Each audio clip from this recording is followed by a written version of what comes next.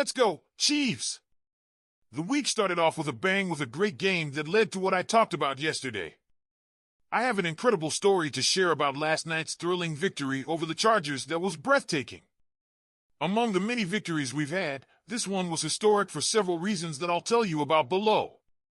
I'm optimistic. If you also believe we'll win another Super Bowl, hit that like button hard. If possible, write something like, "Please, Patrick Mahomes, help us win the Super Bowl."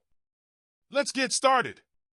Yesterday we defeated the Los Angeles Chargers 19-17 in a primetime thriller that showed exactly why this time is the gold standard in the NFL. It wasn't a win by any means. This victory secured a 9th consecutive AFC West title for the Chiefs, solidifying their dominance in the division and keeping them firmly in control of the top spot in the AFC. Let's set the stage. With just over 4 minutes left on the clock and trailing by a single point, Patrick Mahomes took the field. What followed was a masterclass in poise and leadership, as Mahomes led the Chiefs on a methodical 14-play, 47-yard drive that took up the remainder of the clock. It all came down to kicker Matthew Wright, who stepped up to kick a 31-yard field goal as time expired. The ball kissed the left upright on its way in, but hey, a win is a win. "I wanted it to go straight up the middle, obviously," Wright said with a smile after the game. "I'm glad it went in." Not only did that kick secure the Chiefs' 12th win of the season, but it also put them a game ahead in the AFC standings, thanks to a loss to the Buffalo Bills earlier in the day. Talk about a perfect Sunday for Chiefs Kingdom. Mahomes was as steady as ever, completing 24 of 37 passes for 210 yards and a touchdown. His only touchdown pass came just before halftime, connecting with DeAndre Hopkins on a beautiful 30-foot pass. That play capped a strong first half in which the Chiefs' defense completely shut down the Chargers, sending Kansas City into halftime with a comfortable 13-0 lead. But as we all know, no game against the Chargers is easy. Los Angeles came back in the third quarter, scoring on back-to-back drives to take a 14-13 lead. It looked like the momentum might be slipping away, but the Chiefs responded with a 50-yard field goal by Wright to retake the lead. The Chargers responded again with a 37-yard field goal to briefly cut it to 17-16, but a strategic defensive strategy by Tershawn Wharton on the second down proved to be crucial. Wharton's sack of Justin Herbert stalled the Chargers' drive, forcing them to settle for 3 instead of potentially putting the game out of reach. That sequence set the stage for Mahomes and the Chiefs' offense to deliver in crunch time. Starting at their own 40-yard line after a Chargers kickoff infraction, Kansas City marched methodically down the field. Key third-down conversions were the story of the drive, including a 14-yard pass to Xavier Worthy on 3rd and 10 and a 9-yard connection with Travis Kelce on 3rd and 7 deep in Chargers territory. Those moves allowed the Chiefs to control the clock and set up Wright's game-winning kick. After the game, Mahomes praised his teammates for their ability to step up in critical moments. "As long as we have a chance to get downfield and get the ball and make a play happen, I feel like we're going to make it happen," Mahomes said. "We gave Matthew a chance to kick the field goal, and he did it." There's plenty to celebrate about this historic win. It marked the Chiefs' 15th consecutive scoring game win, extending their NFL record. It was also the third team this season that Kansas City has beaten on a walk-off field goal, with Wright joining Harrison Butker and Spencer Schrader on the team. If there's one thing you've learned, it's that no matter the situation, this half thrives under pressure. But let's not ignore the role the defense played in this one.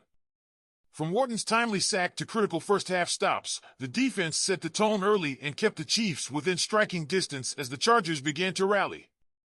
It was a total team effort, and it's exactly the kind of performance you want to see as the playoffs approach. So, Chiefs fans, what did you think of last night's game? Did you dig Mahomes' strategic leadership? What about the defense's resilience or Wright's game-winning kick? And what do you think of the team's 9th consecutive AFC West title? We could officially call it a division d'affaires. While the Chiefs secured a hard-fought win over the Chargers, it wasn't without its setbacks.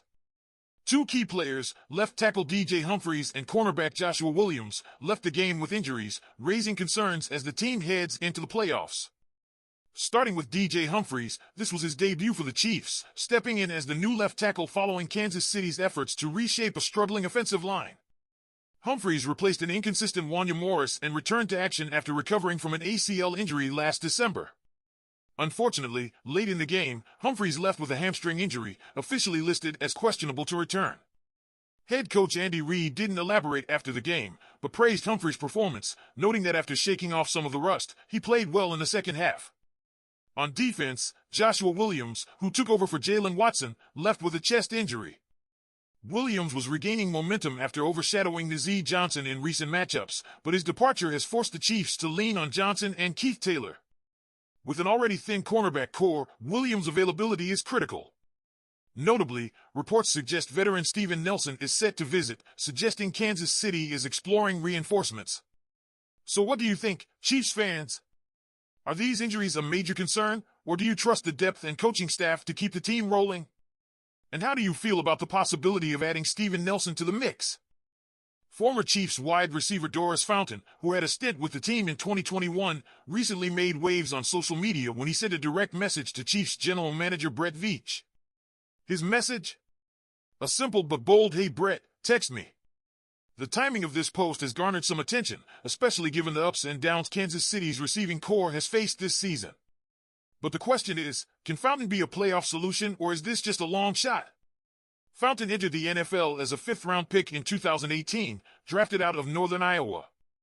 Standing at 6'2" and known for his physical play, he initially seemed like an intriguing prospect.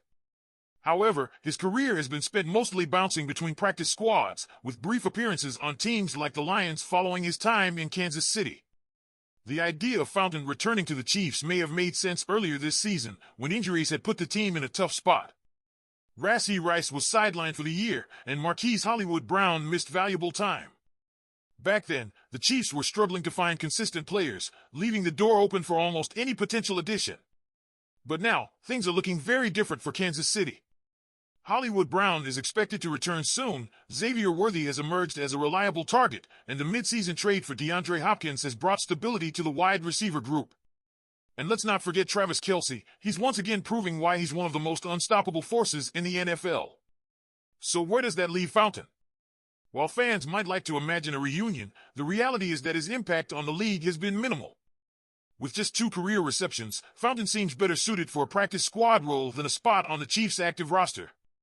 And knowing Brett Veach's reputation for leaving no stone unturned, if there was a real spark that Fountain could provide, it's safe to say Veach would have made the move by now. The Chiefs are clearly focused on their current roster, and with the offense working and key players returning from injuries, their priorities are clear. But that doesn't mean the Fountain story isn't worth discussing.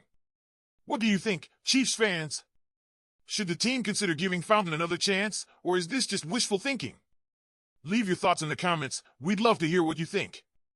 Before you go, be sure to like this video, subscribe to the channel, and turn on those notifications.